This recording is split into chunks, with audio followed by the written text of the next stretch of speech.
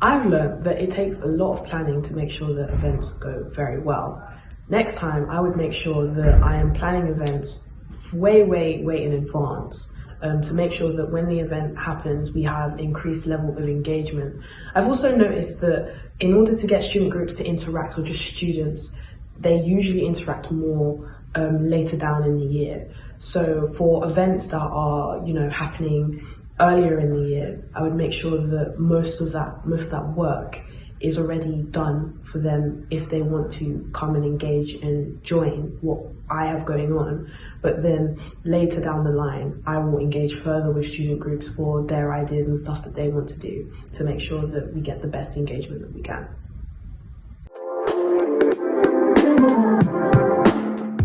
Yes, so when it comes to part-time officers, I am arranging one-to-ones with them just so I can create a rapport and we can have that type of working relationship where they're able to come to me and just create a better line of communication. Also in terms of student reps, I'm doing the same thing, trying to have meetings with them so that they know who I am and they feel like they can come to me with any problems that they may have. In addition, the Liberation Coordinator has one-to-one meetings with part-time officers.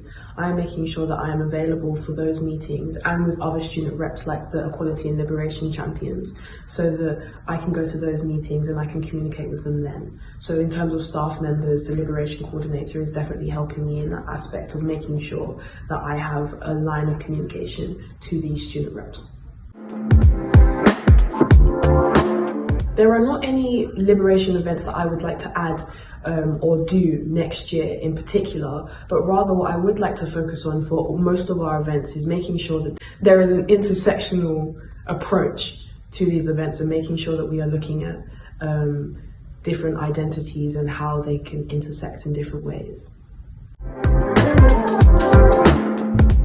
So in terms of how we marketed Black History Month, we mostly utilised social media and posters around the Students' Union, as well as contacting individuals within the university to help promote our events and using staff members who were in contact with student groups to help with marketing these events. And in terms of the evaluation that we had, I would say that overall we did a very good job. Some of the things that we could have done better was in terms of focusing on planning events ahead of time and making sure that the events that we had lined up were not so last minute, because this really would have helped with engagement as well as our marketing. If we had the events set up and ready, we could have marketed them early and this would have helped to increase our engagement.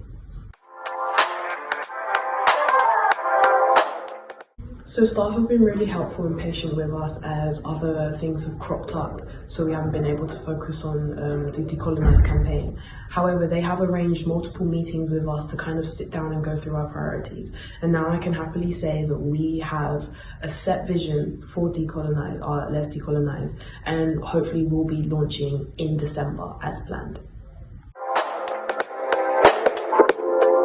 So the Liberation Fund has finally been approved and we will be getting that money shortly from the university, but everything is a go there.